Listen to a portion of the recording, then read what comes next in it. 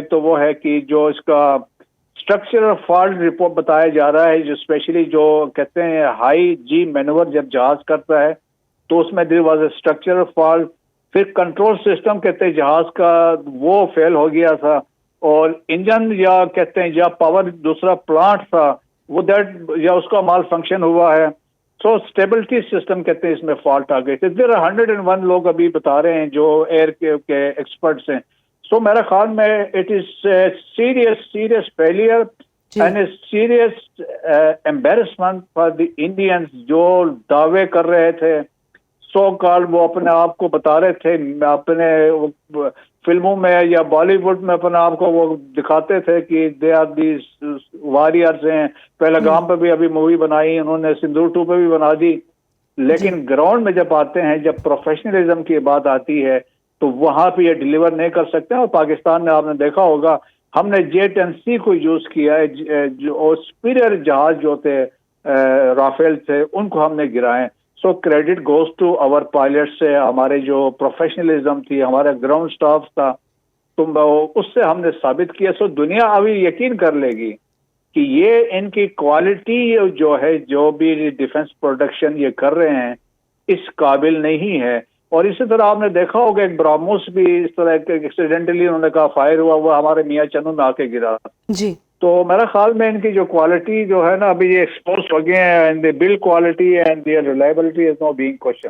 بالکل ایسے یہ ریلائبل تو رہے ہی نہیں ہے، یہ ہمیں نظر آ رہا ہے. اور بریگیڈیئر صاحب اگر آپ یہ بھی اس پر تھوڑی سی روشنی ڈال دیں، جیسے ہم نے یہ تو دیکھا اور یہ پوری دنیا ہی اب جان چکی ہے کہ آپریشنلی اگر ہم بات کریں یا ٹیکنیکلی بات کریں تو پاکستان کی فضائیہ بہت آگے جا چکی ہے، بھارتی فضائیہ سے بہت آگے موجود ہے. جو پائلٹس ہیں بھارتی فضائیہ کہ ان میں ٹریننگ کا کس حد تک آپ فقدان دیکھتے ہیں؟ جی ہاں، دیکھیں ہونا نہیں چاہیے تھا. اصل وفا بھی مسئلہ کیا ہے کہ کچھ عرصے پہلے تک ہم سمجھتے تھے کہ انڈین جو ہے یہ پروفیشنل آرمی ہے، یقیناً اس میں شک نہیں ہے، آرمی ہو، نیوی، ایئر فورس ہو. لیکن اب جو ہے ان کی military that has been politicise, اور ہم کہہ سکتے ہیں they have been know, they are نو سیفرنائز. وہ RSS اور BJP کے انفلوئنس میں آ گئے ہیں.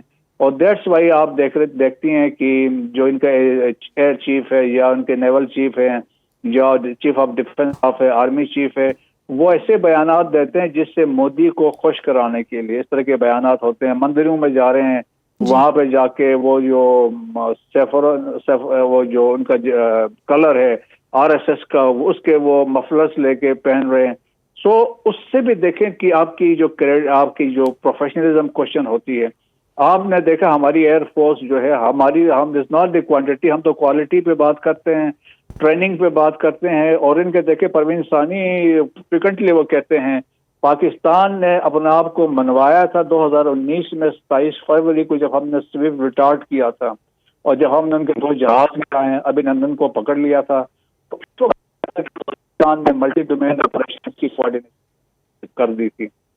تو پاکستان نے over a period of time دیکھیں ہمارے پروفیشنلزم ہوئی ہے، اور کریڈٹ جاتا ہے جو ان کی لیڈرشپ کو کریڈٹ جاتا ہے، یا ملٹری میں جب ہم نے ROC پہ پرفارم کیا تو ہم یہ سمجھتے ہیں کہ آپ کی جو لیڈرشپ بہت کاؤنٹ کرتی ہے. اور پھر اس کے بعد جو آپ کا پروفیشنلزم ہے، آپ کا ٹریننگ ہے، وہ بہت میٹر کرتا ہے، اور یہ دنیا ایکنالج بھی کرتی ہے. دیٹس وائی دیکھیں نا کیوں دنیا کہہ رہی ہے کہ چائنیز اکوپمنٹ اور جو ویپنس لے کے پاکستان نے ویسٹرن اکوپمنٹ اور اس کو شکست دی. بالکل ایسے بریگیڈیئر صاحب ہم نے یہ بھی تو دیکھا ہے کہ کانگریس کی جو رپورٹ سامنے آئی ہے اس میں بھی یہ انکشافات کیے جا رہے ہیں کہ ہندوستانی دفاعی خریداری میں کرپشن ہے، عدم شفافیت ہے اور سیاسی مداخلت کی نشاندہی بھی کر چکی ہے رپورٹ. تو یہ حادثہ ان خدشات کی عملی تصویر کس حد تک بن کر سامنے آ رہا ہے؟ دیکھیں ابھی تو بڑے سوال اٹھیں گے اس واقعے کے بعد. اور وہ جہاز جو میڈن فلائٹ پہ تھا اور اس کے بعد سے جو واقعہ ہوا تو ابھی اپوزیشن بھی سوال اٹھائے گی، اور اس کے بعد انڈیا کے اندر مودی پہ بہت سارے سوال اٹھیں گے.